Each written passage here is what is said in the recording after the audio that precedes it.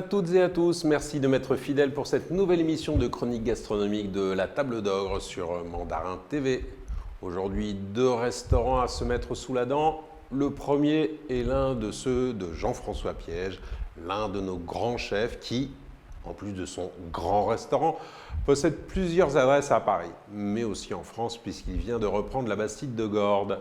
Mais qu'en est-il de son restaurant Clover Green, situé à Saint-Germain-des-Prés? De celui-ci, on peut dire qu'il est petit mais costaud. Donc resituons les attentes. Manger de bons produits, bien travaillés, pas ultra élaborés, dans un restaurant simple avec un service à l'avenant. L'objectif est-il atteint? Globalement, oui, même si certaines imperfections seraient aisément rectifiables. Couvert et table. L'ambiance. C'est un long couloir qui comprend la cuisine.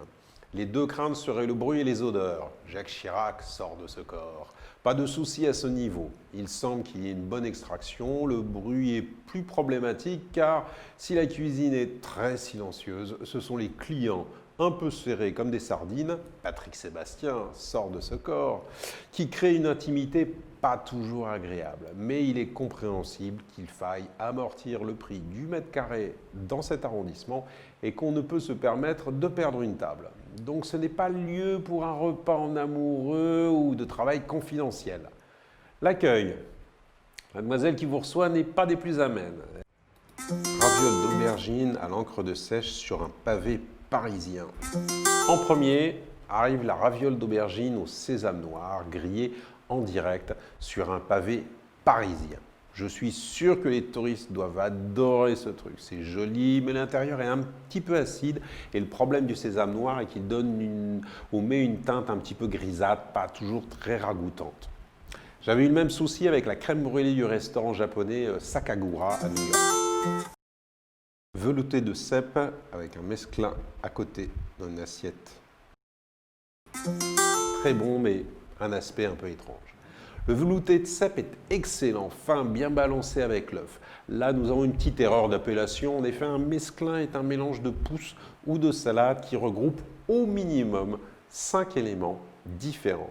Certains disent même 7. Le mesclin du Clover Green est composé de persil, de cerfeuil et d'estragon. Mes voisins de table ont senti une odeur d'anis. Ce serait le meilleur moyen de se saturer la bouche en début de repas. Quasi de veau, polenta et figues. Poêlée de cèpe.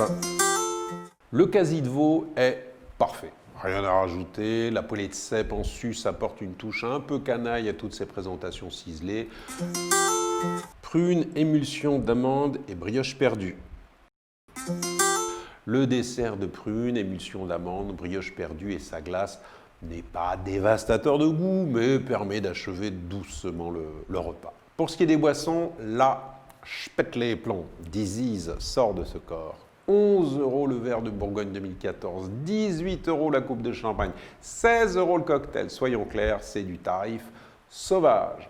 Dernier point, conformément aux règles de notation que j'avais mises en place sur mon blog, il y a un point en moins car si les toilettes sont propres, pas de souci à ce niveau-là. Il n'y en a pas deux, séparées, hommes et femmes, et elles ne sont pas du tout accessibles aux handicapés. Donc absolument pas praticables donc par des personnes à mobilité réduite. Pour résumer, Jean-François Piège a choisi un local assez petit, dans un quartier chic. Plusieurs méthodes pour amortir, légèrement surfacturer le solide, normal, monstrueusement surfacturer le liquide, tasser un maximum de tables, CQFD, addition quand même de 73 € pour une personne. Notre deuxième restaurant du jour est tout aussi couru sur la place de Paris, situé à quelques centaines de mètres du précédent. Ça vous permettra de faire votre choix en connaissance de cause. Pourquoi ai-je mis tant de temps à tester le comptoir du relais? Parce que je ne fais jamais la queue. Et qu'à chacun de mes passages devant l'établissement, la file d'attente était pour moi strictement rédhibitoire. D'autant plus que les attentistes sont souvent parqués sans ménagement et se voient régulièrement dépassés par les clients privilégiés de l'hôtel voisin, qui est la propriété du restaurant. Pour un endroit qui refuse les réservations au vulgum pécus, c'est parfois rageant. Couvert, table.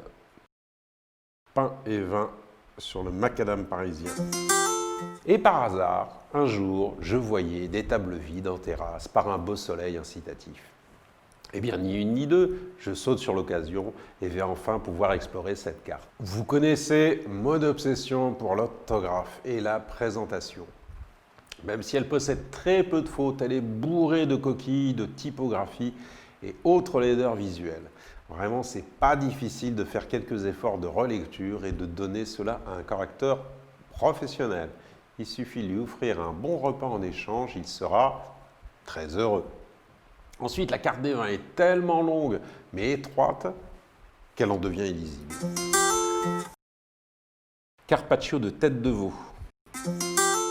Alors, le carpaccio de tête de veau est ma tentation du jour. Belle assiette, bien équilibrée, tant au niveau des couleurs que du goût. Les oignons rouges côtoient le blanc et le jaune de l'œuf dur, la couleur crème des pommes de terre et le vert des cornichons. Bon sabayon à l'estragon. Les cornichons sont vraiment de qualité car pas trop aigres. C'est un défaut qu'on trouve couramment d'avoir un vinaigre de conserve bien trop puissant et qui massacre le goût en bouche. Cochon de lait braisé. Excellent cochon de lait braisé, belle bête, moelleuse, un peu grasse, c'est parfait. Mais quitte à faire une dépense sur une belle assiette, autant essayer de se servir sans en faire déborder sur le pourtour. Et éliminer les gousses d'ail qui ont servi à jouer au ping-pong, donc ils sont un peu talés comme on peut le voir sur l'une des photos. À 19 € l'assiette, ce n'est pas trop exigé. Verrine crémeuse. Verrine crémeuse qui est bien meilleure que son orthographe sur la carte. Petite ardoise de fromage. Assiette de fromage classique. Mais il y a un point qui m'a fait hurler. Me faire facturer le supplément de beurre. Je n'hésite pas à le dire, c'est honteux. D'ailleurs, le serveur a parfaitement compris ma réaction et m'a sans barguigner supprimé les 50 centimes d'euros incriminés. D'ailleurs, sauf erreur de ma part, ils ne sont pas indiqués sur la carte, donc cette facturation, je ne suis pas sûr qu'elle soit très légale. Peut-être que cela fonctionne avec les touristes, mais on est là dans une mesquinerie totalement indigne d'une jolie table avec de bons plats. Addition de 94 € pour 2 personnes. Ce sera tout pour aujourd'hui. Lors de votre prochain passage dans le quartier de Saint-Germain-des-Prés, vous ne pourrez pas dire que vous n'avez pas de bonnes adresses à tester. Vous en trouverez quelques-unes en plus sur mon blog. N'hésitez pas à communiquer ces liens à votre famille ou à vos amis qui viendraient faire du tourisme en France. Je vous souhaite une excellente semaine et vous propose de nous retrouver lors de notre prochaine émission. En attendant, vous pouvez retrouver toutes mes chroniques complètes en français, en anglais et en chinois, bien évidemment, sur mon blog La Table d'Ogre, mais bien sûr aussi sur Instagram et Facebook. À bientôt sur Mandara TV et bonjour chez vous.